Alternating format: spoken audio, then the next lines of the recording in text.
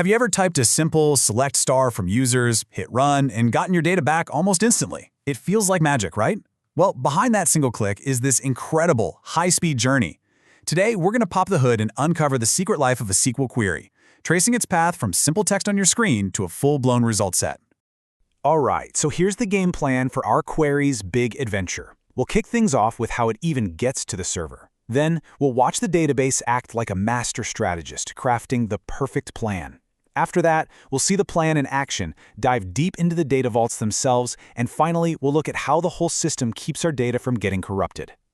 You know, this quote just nails it. It perfectly captures the illusion we're about to break down. What feels like a single instantaneous action to us is actually a super sophisticated multi-stage pipeline of operations, all firing off at, well, mind-boggling speeds. Okay, first things first. How does our query even get from our computer to the database? Well, it all starts on the communication layer. Think of it as the digital highway that connects you directly to the server's brain. It's kind of like sending a package. Your SQL text gets all wrapped up in a special database-specific language, something like SQL Server's tabular data stream, and then it's sent over the network using the standard TCP/IP protocol. Once it arrives, the database's own little internal operating system, like SQLOS, grabs it and hands it off to a dedicated worker thread that will be its guide for the entire lifecycle. And this is what things get really interesting, because different databases handle this very differently.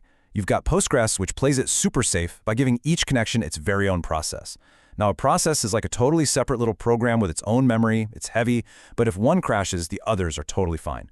On the other hand, MySQL and SQL Server use these much lighter weight things called threads. They all share memory, which makes them way faster and more efficient for handling thousands of connections at once. So our query has arrived safe and sound. Now the real brain work kicks in. The database engine has to figure out what on earth we just asked for, and then it has to come up with the absolute best, most efficient strategy to get us that data. The first part is just pure translation, almost like a compiler for code. The parser literally chops up the query into its smallest possible pieces, or tokens, words like select, from, and the table names. Then it checks if the grammar makes sense. If everything checks out, it builds something called an abstract syntax tree. And this tree is a huge deal. It's the first major transformation our query goes through. Our simple, flat line of text now has a logical, organized structure. It's not just a string of characters anymore. It's a blueprint that the database engine can actually understand and start to work with. Right, next up, the engine needs to give this blueprint some context. It goes and checks its internal dictionary, the system catalog, to make sure the tables and columns we mentioned actually exist. It checks if we have permission to see them and that we're not trying to do something silly like add a number to a word. This is basically the reality check for our query. And now we get to what is, without a doubt, the most critical piece of this entire puzzle, the optimizer.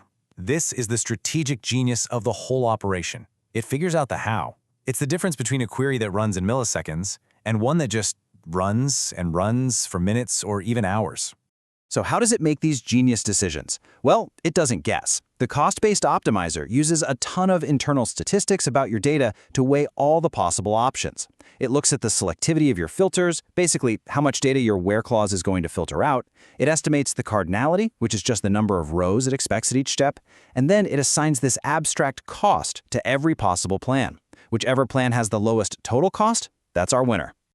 Okay, the master plan is locked and loaded. It's time to hand things over to the execution engine. This is where the rubber meets the road, where the database actually starts to bring that plan to life, step by step. Look, when it comes to joining data, it's all about using the right tool for the job. If you're dealing with just a few rows and you've got a great index, the optimizer will probably pick a super fast nested loop. But for joining massive, totally unsorted tables, it's going to call in the big guns, the hash join. Getting this choice wrong, maybe because the stats are out of date, is often the #1 reason a query that was once fast suddenly takes forever. And this slide shows a massive leap forward in database performance. See, traditional databases, like Postgres, use what's called the volcano model, processing data literally one row at a time. It gets the job done, but it burns a lot of CPU. Modern analytical engines, though, they use vectorized execution. They process data in huge batches, hundreds or thousands of rows at once. This slashes the overhead and just unlocks insane speed gains.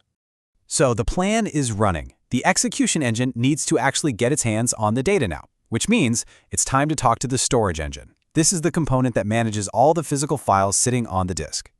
Now, databases do not read data byte by byte from a disk. That would be wildly inefficient. Instead, they think in pages. A page is almost always 8 kilobytes, and it's the absolute smallest unit of data the database will ever work with. Every single operation, whether it's reading or writing, happens one page at a time. In a system like MySQL's InnerDB, the primary key index is a very special thing. It's not just a map that points you to the data, it is the data. The entire table is physically built and ordered on disk according to the structure of that primary key. We call this a clustered index. And understanding this difference is so key for performance.